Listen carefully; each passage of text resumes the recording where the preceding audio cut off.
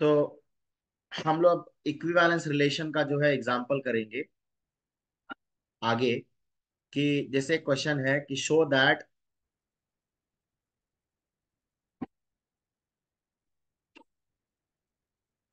The relation are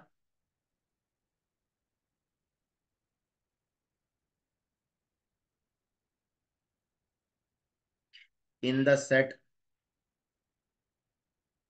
Z of integers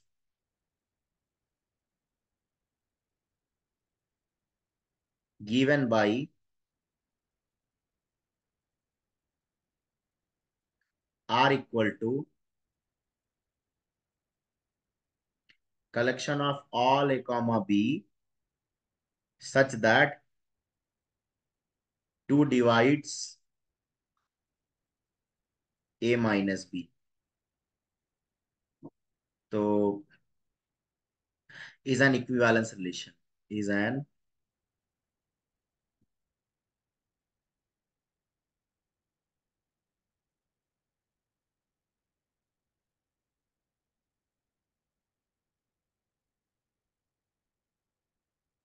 equivalence relation. सो इसमें होता कैसे है कि पहले हम रिफ्लेक्सिव चेक करेंगे, तो रिफ्लेक्सिविटी चेक करेंगे। अब क्योंकि टू डिवाइड्स, टू जो है जीरो को भी डिवाइड करता है, तो इसका मतलब कि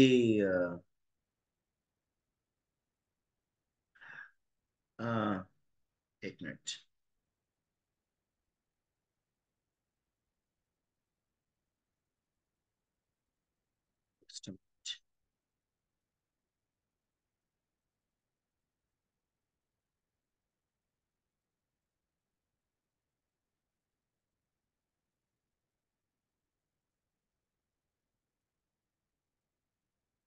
तो रिफ्लेक्सिव है। सॉरी, हैंग कर गया था, सिस्टम में कमी हो जाती है। तो let A belongs to Z. अब देखो कि टू जो है डिवाइड्स, क्या हो रहा है इसे, टू डिवाइड्स ए माइनस ए। इसका मतलब टू डिवाइड जीरो, टू जो है टू जो है जीरो को डिवाइड कर रहा है, तो two divides A minus A. इसीलिए इसीलिए A comma A,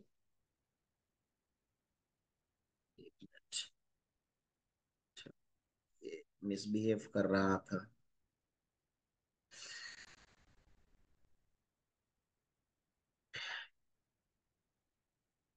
A comma A belongs to R, तो इसलिए जो है ये कहते हैं कि आर जो है,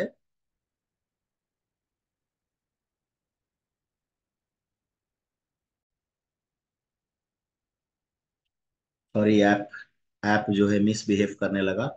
तो A belongs to Z, two divides A minus A, इसलिए जो ए कॉमा ए है आर में बिलोंग करता है, therefore R is reflexive, R is reflexive. अब लेंगे सिमेट्रिक।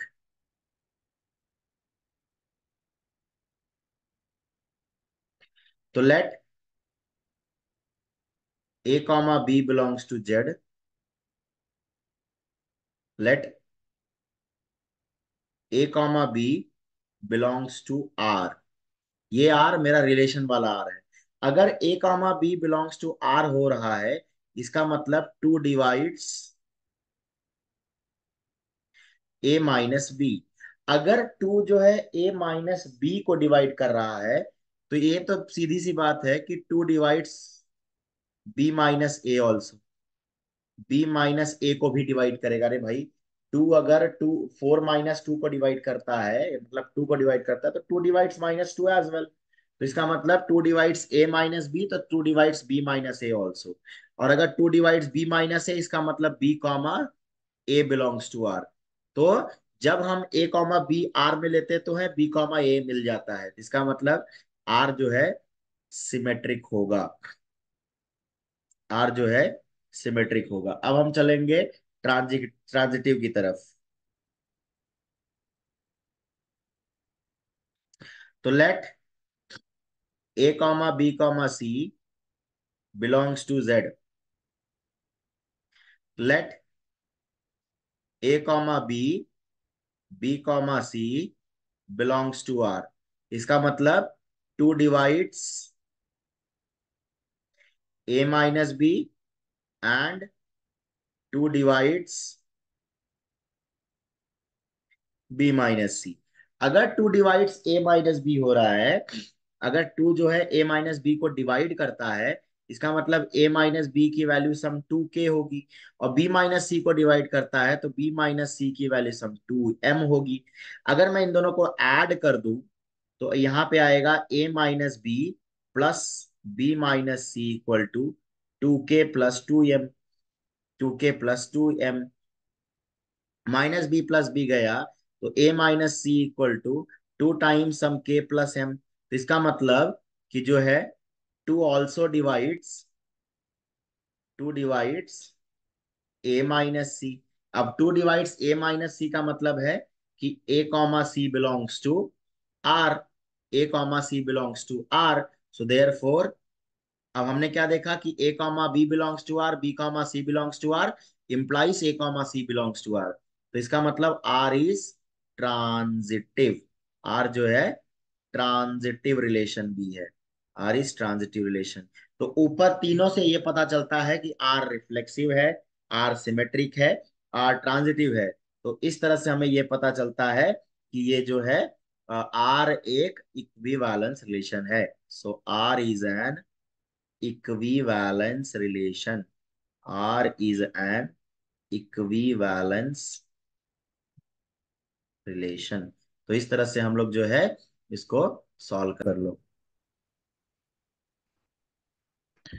अब एक क्वेश्चन है, बहुत मजेदार क्वेश्चन है ये कई बार लोगों को कंफ्यूजन भी होता है। तो देखेंगे एक्स कॉमा वाई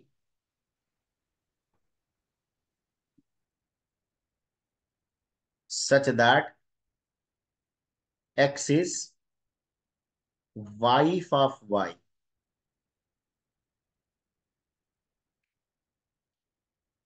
तो अब ये रिलेशन क्या ये इक्विवेलेंस रिलेशन है या नहीं है, इसके ऊपर हम जो है बात करेंगे।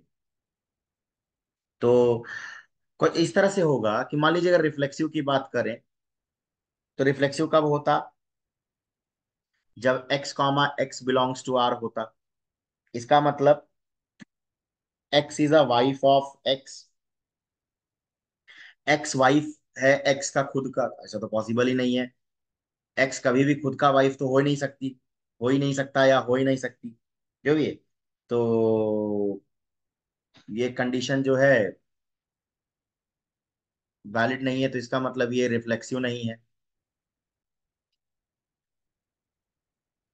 तो x कॉमा x तो r में जाएगा नहीं, मैं सिंपल सी बता रहा हूँ कि x तो x का वाइफ हो नहीं सकती। तो इसका मतलब r रिफ्लेक्सिव है ही नहीं। r is not a reflexive.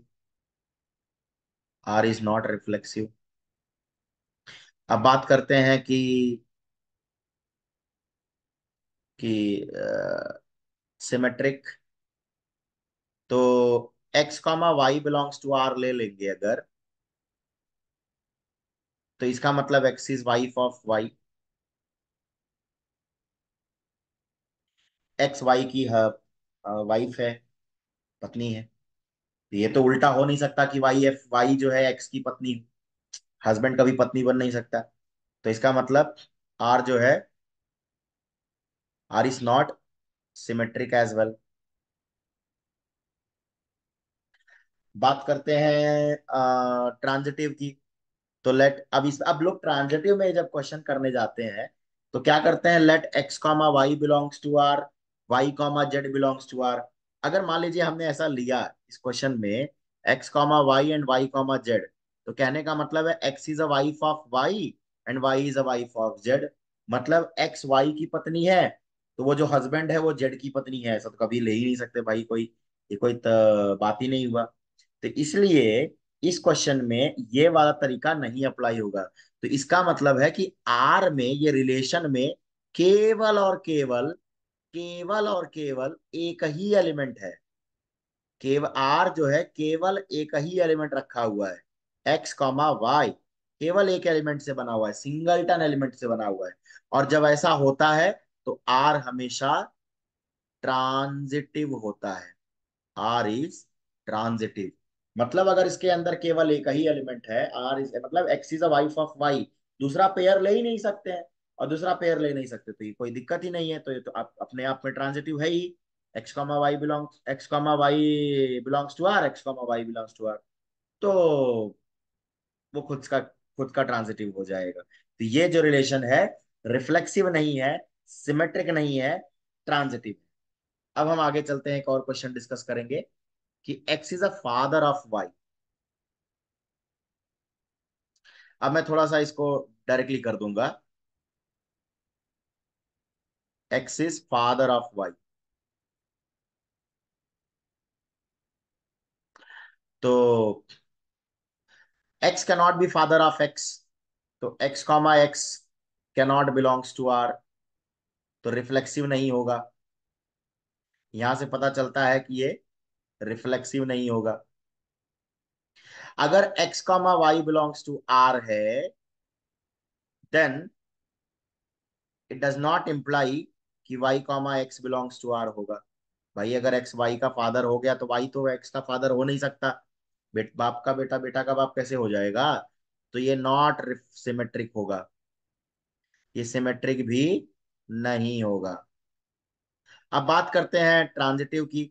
तो अगर एक्स कॉमा वाई और y comma z belongs to R है, तो अगर एक्स कॉमा जेड को देखा जाए तो एक्स कॉमा जेड बिलोंग तो नहीं करेगा। क्यों? क्योंकि अगर एक्स वाई का फादर है, वाई जेड का फादर है, तो एक्स जेड का ग्रैंड फादर हो जाएगा।